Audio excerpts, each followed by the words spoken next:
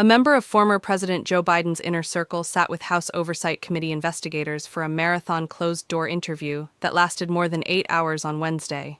Steve Ricchetti, who served as counselor to the president for all 4 years of Biden's term, was described as combative and defensive during his voluntary meeting.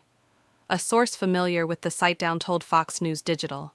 The source described Ricchetti as defiant in the face of doubts about Biden's mental acuity, though he admitted that they all knew President Biden's age was an issue and were dealing with it as a political matter, they said.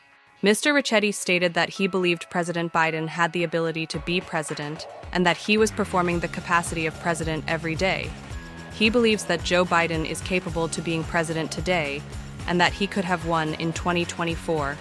Ricchetti, a longtime Democratic operative and lobbyist, first began working for Biden in March 2012 when he was appointed counselor to the vice president under former President Barack Obama.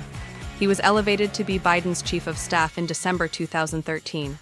He touted his closeness to Biden over the last 13 years, the source said, and described having personal relationships with former First Lady Jill Biden and Hunter Biden as well.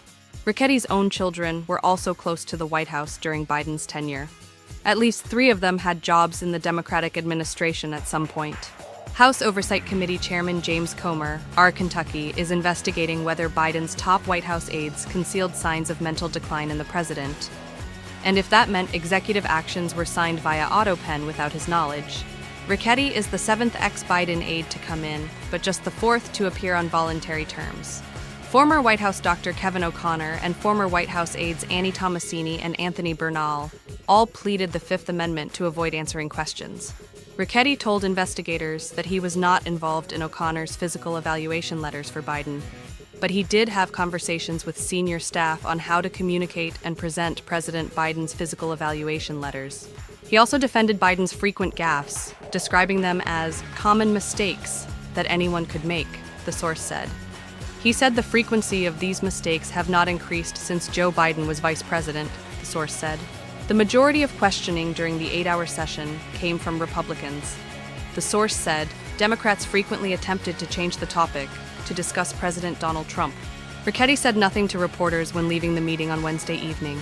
No lawmakers were present for the sit-down, as is usually the case with such transcribed interviews. This is Rachel Pierce, and you've been watching Alert Desk USA, where the facts come first. Stay safe, stay informed.